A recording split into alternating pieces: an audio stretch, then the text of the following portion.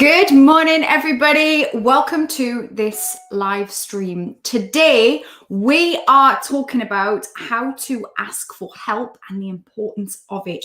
If you are coming from outside of my Facebook group, you're on YouTube, you're on Twitter, you're on my Facebook page, then my name is Holly Matthews. I'm a self-development coach. I'm the founder of the Happy Me Project. I am also a I guess, but then I'm doing some stuff soon, so maybe former TV actress and singer, and I'm a mom of 2 girls. Good morning on Facebook. I can't see who this is in the Facebook group, but good morning to you all. Good morning. I can see people on the little eye. It is telling me that you are here, but we will give people just a few moments before we get into the nitty gritty of the topic at hand. Good morning, Anupa on Facebook. Hello, my lovely. So when I start doing my lives, I always like to do a check-in with you guys. Now, I haven't been live for quite a while because I went away. I went to Spain. And before that, I was really working on the workshop that I did in Coventry. So some of you may have attended this workshop. If you didn't and you don't know what I'm talking about, it was the Happy Me Project workshop, live in person, the first workshop I've done since 2019, and it was brilliant. It was so lovely to actually just get in front of people and meet you guys, and I would love to do more of them. I can't promise when that will be, but it was gorgeous to be able to do it. That's the reason I haven't been with you guys. So it's I can see some of you messaging. Good morning, Julie. Good morning, Erican. Good morning, Kat. Good morning, Jenny. Good morning, my lovely. And Nupa says, yay for Spain and your workshop. I know, it was so gorgeous to get out to Spain. And my mother-in-law has a place in Marbella, so we got to just go straight to her place, and we still were cautious about being around people and things like that. But it was just so lovely to be able to get out there.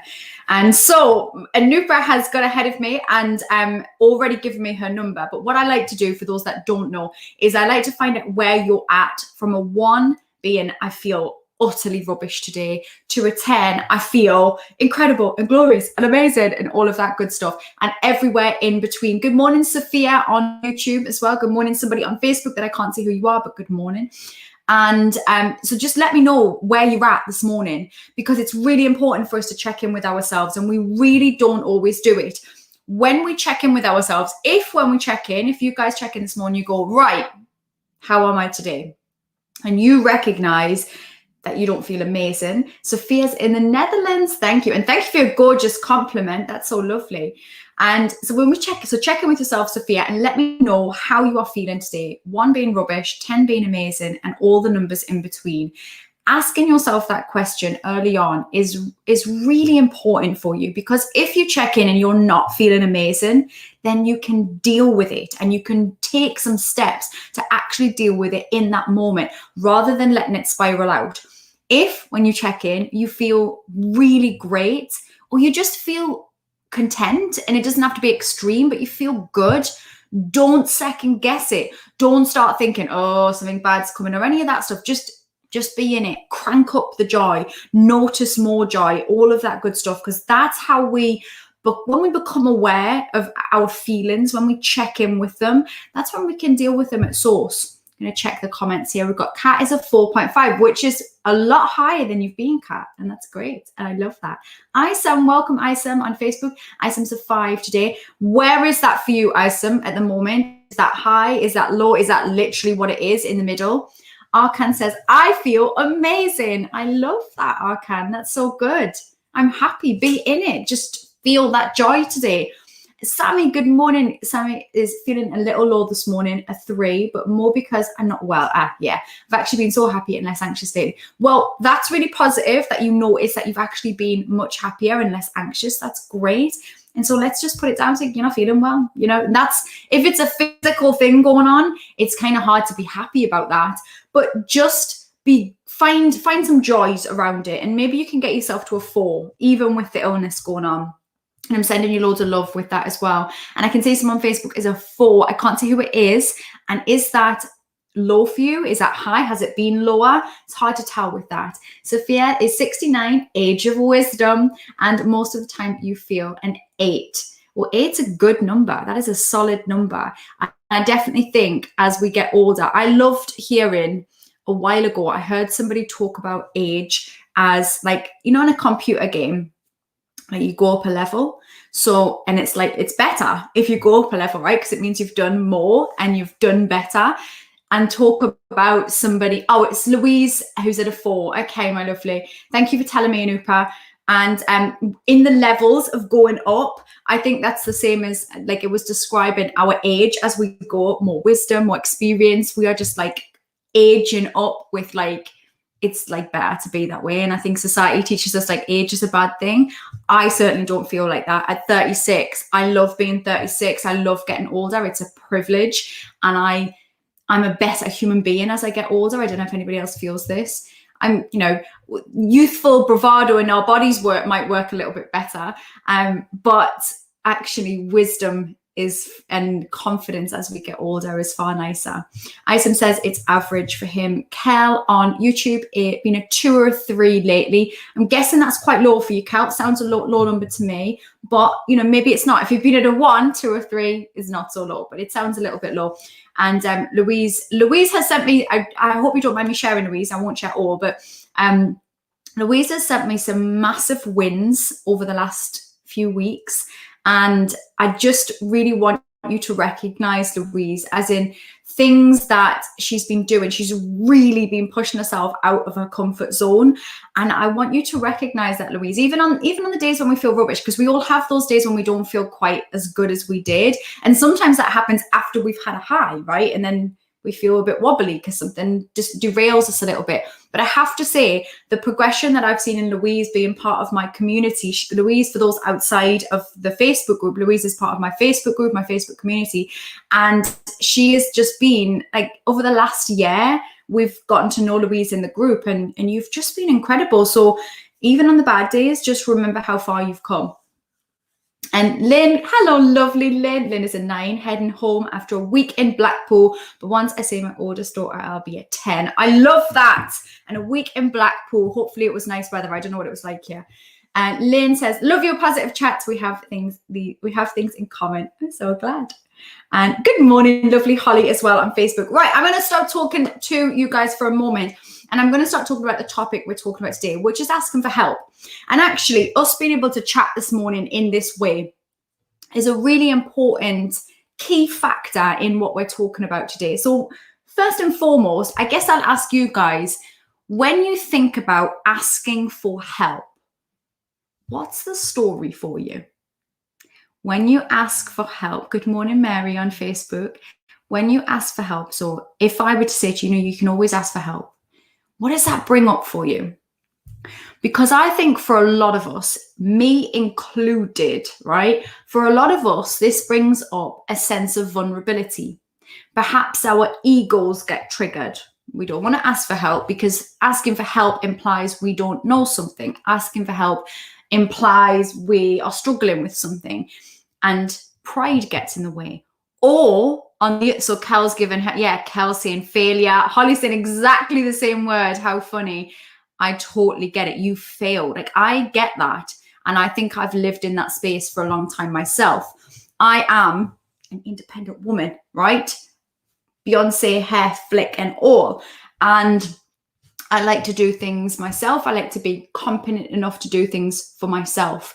And over the years, I created this brick wall around myself. And I'm sure some of you guys, especially those saying failure, will understand this, where I was like, I can do it myself. I can do it. I don't need any help. Bear in mind, guys, I'm 5'1" and a tiny human being. And I definitely have a dollop of the small person syndrome. You know, like, you don't need to help me. I will lift this. I will do this myself, right? Totally have that.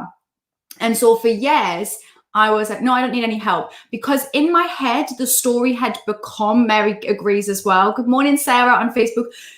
The story had become, if I let people help, then I've failed. If I let people help, they've got something on me. Don't know where that came from. But there was that feeling of, if I let you help me, then I owe you something. Felt like that. Isn't that a really negative way to see things? But I definitely know that was a story that was concocted. And for years, it meant that there was this wall. It really meant there was a wall where people couldn't help me, where they couldn't get close enough because I would go, no, that's too close. I can do this myself. I don't need your help. And I'm just going to read Kat's comment there. It's Kat saying, I could defo question my number, and I'm not going to so your numbers, you could be a 5, but I'm sold people out. Right. So Kat's just letting us know about her number, where she was at, and her number. She could question it, but she's happy with her 4.5 that she gave us. And Sarah says, agree. I feel like that. Anyone that helps, I buy them stuff. Yeah. So it's almost like we feel, oh, I've got to owe them something. I've got to do more for that person. And there's that sense of obligation with that help. And that's kind of okay. And I'll tell you why in a moment if I remember. Hang on, I'm going to write down why why that is. I'll forget. We'll come back to it. But my point is that for most of us, there's a story when it comes to asking for help. We feel that we will be judged. We feel that we might be rejected. And I know that with one or two of my clients that I've worked with, when I ask them who could help, it becomes a really big deal for them. And what can happen is, so let's say we all have a challenge that we're facing right now. Maybe you've got too many jobs to do. Maybe you need help with the kids. Maybe the house is a mess, or you need some space to do something. Maybe you feel emotionally drained and you need some help there. You need some social interaction, whatever is going on for you. But you actually do feel like you feel a bit like that boom. What is poo? I meant boom, not poom. Boom. You know what I meant? Anyway, you feel full. Let's say we're out there. If I were to ask you who could help, some of you would slip straight into the no one, because if I ask for help, then people will know I will be vulnerable. The mask will be down. People will know that I'm potentially struggling. People will know that I need help, and I will feel vulnerable. And that story will rear up, right? And then we won't get the help that we need. And what also happens is, and this is what happens I see with clients, is that people then start to get out their crystal ball, right? Has anybody else done this? Do you crystal ball things? So then my clients, when I ask that question, will say, well, that person, I won't be able to get that help because that person will be busy, and that person won't be able to help me because they've got their own stuff going on, and that person won't be able to help me because of this X, Y, and Z, right? They get out that crystal ball and they tell me why people cannot help them and why people won't help them. And they concoct this very vivid story in their minds that feels very, very real, but is based on utter bullshit and make-believe of their crystal balling. And actually, I was reading a study today. I'm pulling bits of hair off myself. Does anybody else just molt the hair? Like, it's just everywhere. I was reading a study, and a psychologist, I wrote her name down, Vanessa Bonds, the psychologist, was discussing the actual statistics on when we ask for help, we underestimate by a huge amount the help that will actually be on offer to us. So Anupa has a crystal ball as well. Yes, to the crystal ball. Anupa's crystal ball is out, and she's thinking, nobody can help me. I'm the crystal. I see into the future. And what the reality is that we underestimate massively when we ask for help. A huge percentage of the time, when we ask the right people and we ask the right questions, we get more help than we actually anticipate getting. Because truly, the majority of people, and I know this, you are those people, I am those people, the majority of us want to help people. The majority of us do. Sammy says, for me, I feel okay asking for help, but when it comes to my mental health, it's the fear and disbelief that the person will help. And so then I avoid asking. For sure, when it comes to our mental health, I think that's possibly the hardest type thing to ask for, because it's very, very vulnerable to say, I'm not feeling okay right now. And it doesn't feel okay not to be okay, does it?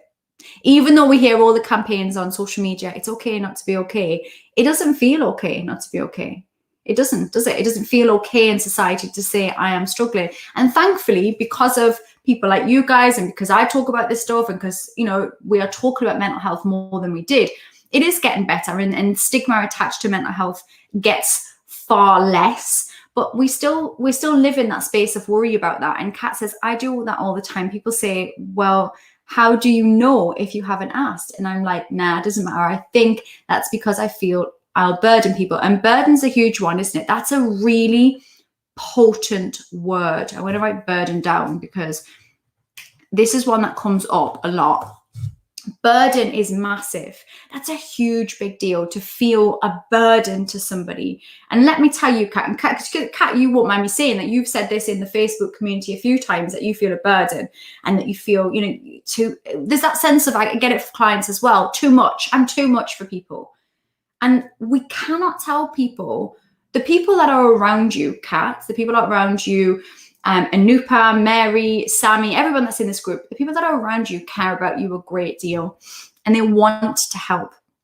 And I always think back to when my husband was going through radiotherapy and we had to go to a lot of appointments in Birmingham, which is from where I am about half an hour, 40 minutes where the hospital was. And every day going for 30 days of radiotherapy, I think it was actually quite a journey. It was quite a lot to do. Now, as his wife, had no issue doing that whatsoever. We might be juggling the kids a little bit, getting to school and things like that, but I had no issue doing that.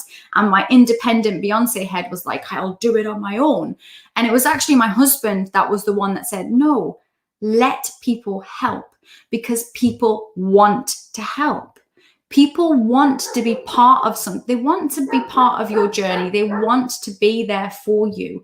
And so if we can change the conversation around this, if we can reframe it and we can recognize that actually, when you ask for help, it's a very, very respectful thing. And it's a very privileged thing to give somebody that gift. So Sammy, for you, when you open up with somebody about your mental health, as you've done with me, actually, right? You've done that with me. I feel really privileged that you have felt comfortable enough to share to this group, to me today, that you have had times when you have, or maybe right now, struggling with your mental health. And I guarantee that those around you, when you do that, will think, oh, thank God. Because often, Kat, I will say this with you, because I know you've had up and downs of your mental health over the years. And I know that those around you will know that. And they will be desperate for you to just ask for help because they want to. And sometimes when people are on the sidelines of any kind of pain, we feel so goddamn helpless. And we're desperate for the person to go, I'm struggling. Would you mind helping me out with this? Or, could I just chat to you about something? Like, we're desperate for that. When you guys know that as yourselves, why do you crystal ball the fact that other people won't feel the same?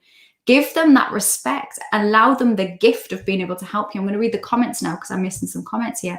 Mary says, sometimes I think we might look for help or support in the wrong place. Great point. And then it stops you being vulnerable and asking you because you get used to doing it yourself or being the victim. I'm guessing is that what you mean, yeah? Or you feel like you slip to victimhood. Yeah, and that's a really important point that Mary's made, in that asking for help in the right places, and only you can be the judge of that. But not everybody, and I appreciate this, not everybody has a space or the right people to share those things with. And you can have friends for different reasons, right? Some of your friends will not be the friends that you talk to about your mental health. They'll be your pals that you go for a drink with and you have a proper laugh, but they're not the pals that you lean on. Some friends you'll have had for years and years and years, you won't see them from 1 month to the next. But when you do, you know that if real shit went down, they'd be the friends that you turn to. For some of you, you don't have that support network at all. Now, there's no judgment on that because we get there for whatever reason we get there, right? And that's exactly why I have strived so hard to create this supportive space on Facebook and on social media and give you guys that space, because I really think it's important, whether those people are a support network online or they're in real life. Those having that supportive community is essential to our growth. We can get there on our own. Every goddamn one of you in here is strong and capable and brave and has gone through some stuff already. You can do it on your own, right? Well done. We all get a badge. We can do it on our own, but we don't have to. You guys don't have to do this on your own. And finding a non-judgmental community, finding somewhere where you can go, you know what? It is hard today. I'm finding it hard today, but I'm looking for solutions, because certainly the one thing that I've always tried to create within the Happy Me Project community online is that it's not a space for dumping and, as Mary said, victimhood. It's not a space for victimhood. It's a space for understanding. It's a space to go, I am feeling crap. I am feeling my rock bottom, but I'm here because this part of me is clinging on and going, I want to find a way out and I want some solutions. And that's, I hope, why you're here. That's the important group. That's the space where you get to grow. You can sit in spaces where people will let you fester in your pain, and you will sometimes have friends and create communities around you where all you do is moan, all you do is complain, all you do is sit in your space of victimhood. And those places are also not your place to grow, because they will keep you there. And sometimes we'll have friends that will want to keep us there because they're there. And so they like you being in that space and they don't want you to grow. That's also not a space for you to be your best self. I'm going to look at the comments now. Holly says, in a lot of situations, I do accept help. It makes me feel like that thing will then get done correctly, or I won't then get it wrong. But thanks to you, I'm getting better with that and having more faith in myself. So Holly was a client of mine for a long time. And Holly's amazing, by the way, like the most beautiful human being you'll ever meet. And I know from what we've shared that that's the thing for you. And that's, I think, an important point, actually, Holly. And there will be other people that will also feel that you don't mind asking for help because you think, because your self-belief needs worked on, and so that you always ask for help. So I guess it's getting the balance right, because if we are always asking for help, then that's relying on other people, isn't it? It slips out of just asking for help or support or being part of a community into, you do it for me because I'm not good enough. In which case, if any of you are feeling in that space, as Holly has, and Holly works on this all the time, and I know we've worked on this together, and you're getting better at this every single day because you've pushed yourself so much more out of your comfort zone. But if some of you guys are listening to this and you hear Holly's comment, you think, actually, that's me, and I do rely heavily on other people, then I would suggest for you guys, it's about working on self-belief and confidence. And going back to that, it's really important we ask for help. But if that's our only tool, then it slips into a different space of reliance and possibly victimhood. So we just have to be careful with that. But asking for help can be really powerful. Again, I'm going to look at the comments and see what everyone's saying. I'm quite far behind.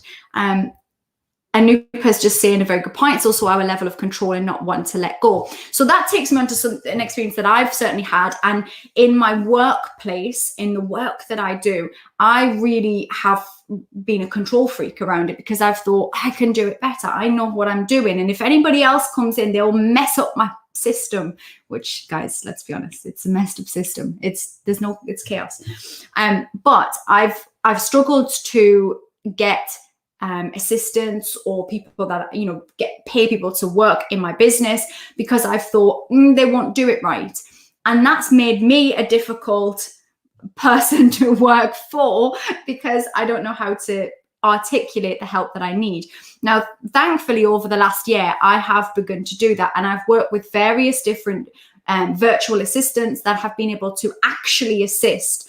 And I've felt confident enough to just let go of some of the tasks. And I promise you that has massively helped my business, my life. It's taken a weight off my shoulders.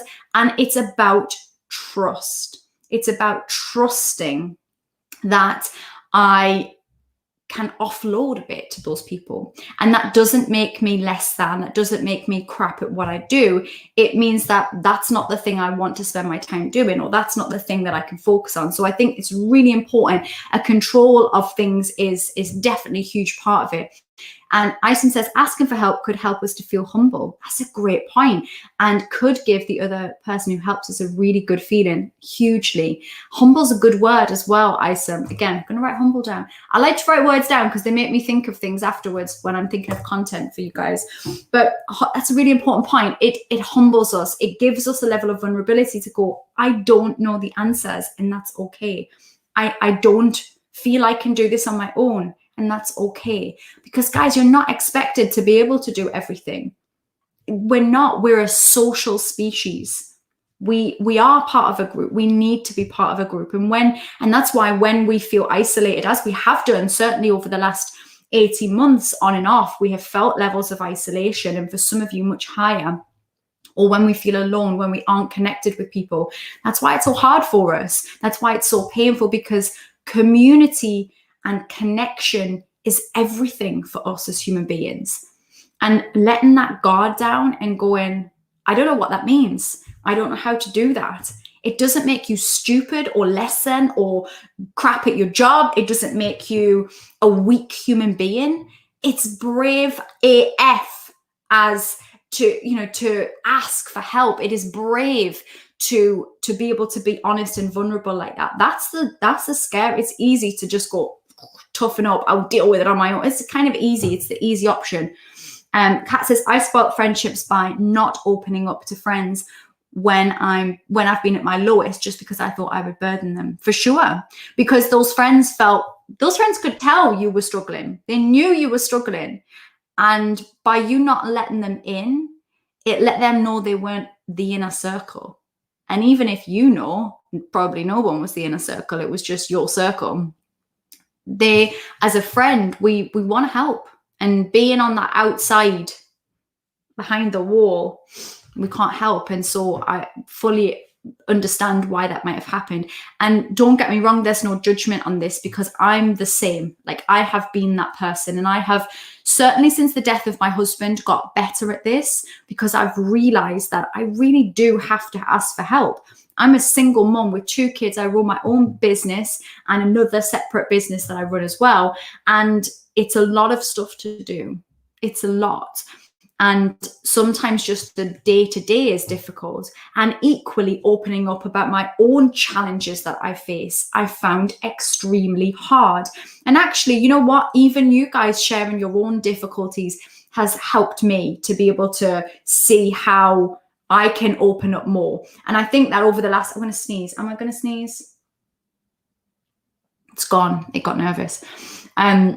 I think even over the last year, the last 18 months, maybe the last 2 years, I've shared a lot more about my own challenges and things that I have faced in my own personal life, because I want you to know that it's okay, that you can actually have an incredibly brilliant life and also have challenges within it. And I'm just reading what Sophia's saying, from a young age, accustomed to solving things myself, I felt like a burden for my mother, me having 3 younger sisters, single mother like you. Yeah. And Sophia says, studied psychology for 3 years, basic knowledge, young. Well, I did succeed quite reasonable up until now. My daughter, 43, loves all therapies, opposite of me, maybe a generation. Yeah, maybe. Absolutely, maybe. But you have certainly a lot of knowledge. And Kat says, that's interesting. I wouldn't say I rely on others, but I do need to work on confidence and self-belief so I don't sabotage this new relationship.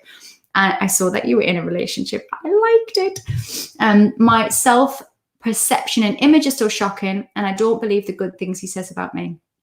I just sheer cringe and question him. Magical cure, please. Well, do you know, there is a study. It's called the Michelangelo Effect. And this is why it's important to hang around with people that think you're amazing and think that you are a cool person. And I'm just going to put out there, if you hang out with me, like in these spaces, in these communities, if you come to my workshops and my events and my membership, which is going to be with you at the end of September, I will make you believe in yourself, because I will see all the good in you. I will. It's my superpower. I see the good in things, and I see the good in people, even when you don't see it. I see the beauty. And the Michelangelo effect is actually that when you are around people, and often this will be the closest people to you, like a partner or, a sister or a close friend, when that person believes in you and they love you and they find you attractive or whatever's, all the good stuff, that belief has been studied to start to impact your own belief in yourself, that their belief in you rubs off on you, that you begin to see something better in yourself through their eyes. So even if it's not an obvious straight away thing, over time, your partner's belief in you, the belief in your attractiveness and all of those things will start to have an impact on how you see yourself. And that's why, guys, it's so important that we surround ourselves with those that lift us up and don't bring us down. That's not saying we can never have the negative friends that we still love, but we have to spend less time with those people, because they're not going to they're not gonna, they're not gonna make us be our best selves. Hanging around with people and being in spaces where people are trying to grow and trying to learn about themselves. And when we say learn about ourselves, guys, please remember that you will be flawed. We are flawed human beings. We are all of us are, and we're also wonderful. Those two things are not mutually exclusive.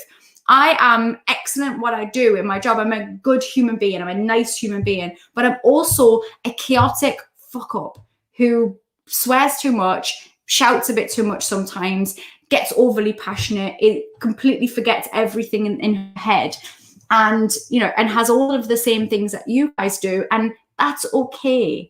We are nuanced human beings. We're not expected to be any more than that, and nor should you expect any more of yourself. I'm going to check my little list to see what else I want to say to you guys.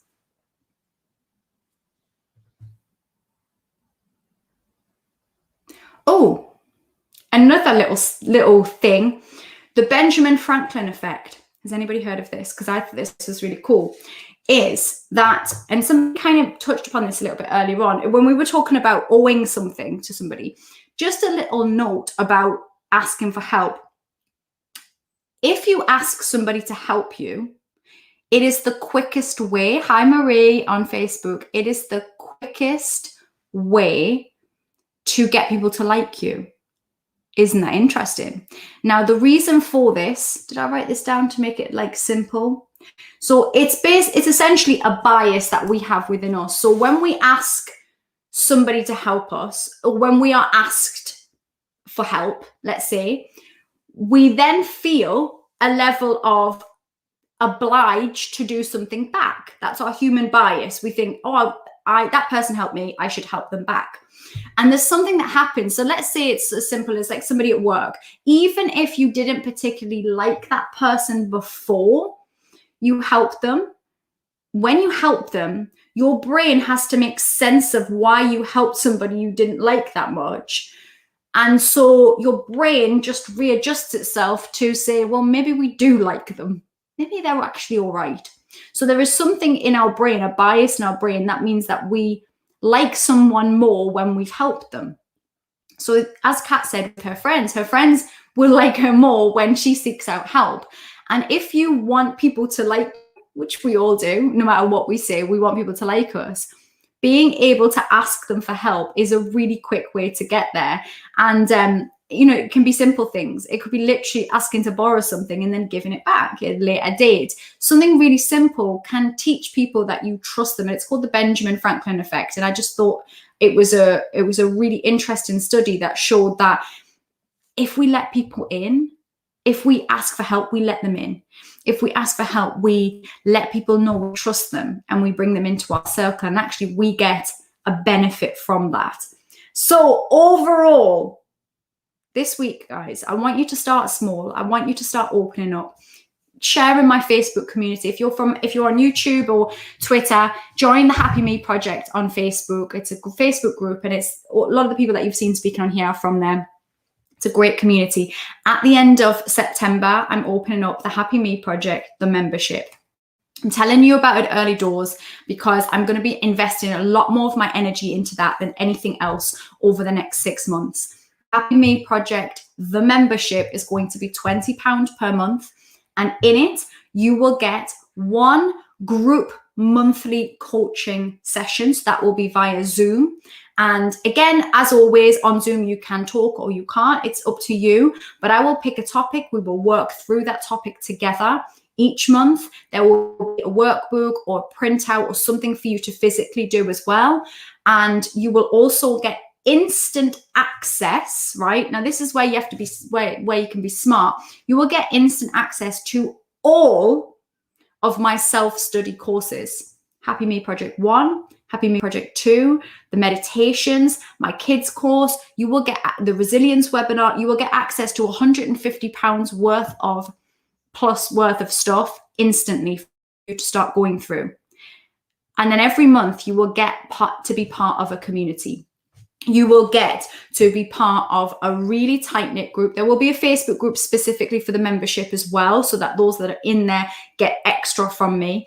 And on the monthly group coaching, what I will be doing is I will be choosing somebody's question and we will do a live coaching session if you wish. That won't happen every month, but it will likely happen most months. I will also have in some guest experts that will come in and add other stuff to you, but there will be a bank of stuff every month. There will also be some hypnosis audios in there. There will be audios for you to listen to, and everything. If you're not on the lives, it's fine. They will all be recorded for you to get access to for as long as you're in the membership. Just have a look at the comments as well. Magic membership, I can't wait. Kat says, I asked them why they were pissed. This is your friends. And they said, it's because they felt like I mustn't have trusted them. Yeah, I'm a dafty. I've never heard that for ages. Love that. This is it. We are all dafties. We are all silly. We are all daft for thinking that we can't trust people. So the membership is going to be live at the end of the month. I'm doing all the stuff in the background. I do have help for that because I don't know how to do all of the stuff in the background for the back end of the membership. But I'm so excited, and I kept it as low as I can for you guys because I want you all to join. £20 a month, that's £5 a week. You know I'm bad at maths, so don't judge me here. But I looked at this, £5 a week. That is 66 pence. I did not do this maths right now. This is like in my head from the other day. 66p a day. 66 pence a day. You guys are worth that. Your mental health is worth that. I even worked out, because I like to know how much something would be like equivalent of. And it's the equivalent of a medium pizza and a side at Domino's. It's the equivalent to one fancy MAC lipstick. I can't think of any more examples. Equivalent to a Starbucks a day for a week. All of this stuff. Right, my Mac is going to turn off, so I'm going to stop talking. But guys, get in your head. You join in the membership at the end of this month, at the end of September. Sorry, not the end of this month. I don't know what month are we on. The end of September, the membership is opening. Get ready for it because I can't wait to start in this. And thank you for the acting job. Yeah, Bison's just saying about the acting job. I'm doing an acting job at the end of this week. End of this week, end of next week, end of this week, I'm filming something in London, a comedy, and you all get to see it as well. It'll be good fun. And I have to go because my Mac is going to literally die on me. So have an amazing day. I will speak to you all soon. Peace.